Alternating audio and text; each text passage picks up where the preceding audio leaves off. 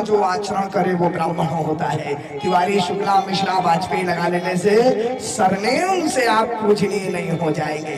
यदि आचरण में ब्राह्मण का आपका कोई भी लक्षण नहीं है ना, अगर भक्षा भक्ष खा रहे हैं, गलत आचरण कर रहे हैं संध्या को, और सोचे कि मैं पूजनीय हूं, तो नहीं। हमारे यहाँ अध्यापनम अध्ययनम यजनम याजनम तथा दानम प्रतिग्रहम चैव ब्राह्मणानाम कल्पयेत्।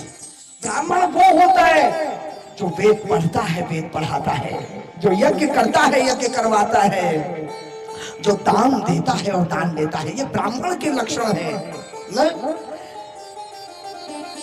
और फिर से मैं वही बात कहूंगा, विश्वामित्र जी महाराज को भी ब्राह्मण की तरह वशिष्ठ जी को स्वीकार करना पड़ा उनके आचरणों के कारण। हमारे यहाँ सूत जी महाराज ने श्रीमद् भागवत महापुराण की कथा सुनाई है शौनकादि ऋषियों को, उनके आचरण, उनके ज्ञान के कारण। हमारे यहाँ 9 योगेश्वरों की कथा हुई। भरत जी के भाई ऋषि थे, क्षत्रिय थे, लेकिन ब्राह्मण गति को प्राप्त हुए अपने आचरणों के कारण ना। तो वो ब्राह्मण सोचे, जो ब्राह्मण कुल में तो जन्म ले चुका है, लेकिन वेद विहीना तज निज धर्म विषय लेना। एक बात और समझ लीजिए, जो आचरण की मैंने बात की उसमें तपस्या आती है, उसमें विषय भोगों की कहीं कोई हिस्सेदारी नहीं है। और जो विषयों में मन लगाते, अपने धर्म का त्याग करके, अपने तपस्या का त्याग करके, समझ जाइए कि वो सोचनीय है, उसका भविष्यनीय सोचनीय है। सोचिए नृपति जो नीति न जाना, वो राजा सोचे जो नीति निपुण नहीं हो।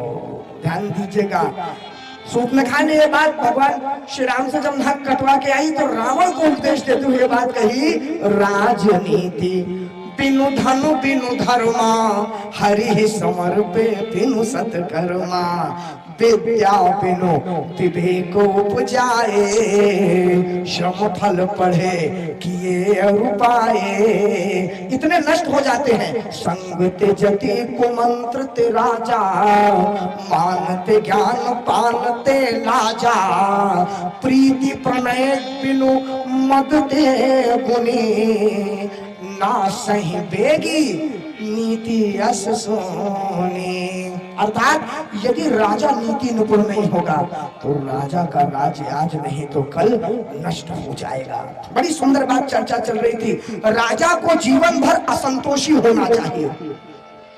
एक भैया कह रहे थे, बहुत अच्छा लगा मुझे, राजा का स्वभाव होना चाहिए असंतोषी। राज धर्म सर्वस इतनोई, जिमी मन माह मनोरथ कोई। जैसे मनोरथ कभी पूर्ण नहीं होते ना, वैसे ही राज धर्म ये है कि अपनी प्रजा के लिए निरंतर सोचता रहे, निरंतर उसके उत्थान के लिए सोचता रहे। अगर राजा संतुष्ट हो गया कि चलो बहुत हो गया प्रजा के लिए, फिर बात ही कैसे बनेगी? तो राजा को सदैव असंतुष्ट होना चाहिए और ब्राह्मण को सदैव संतुष्ट होना चाहिए।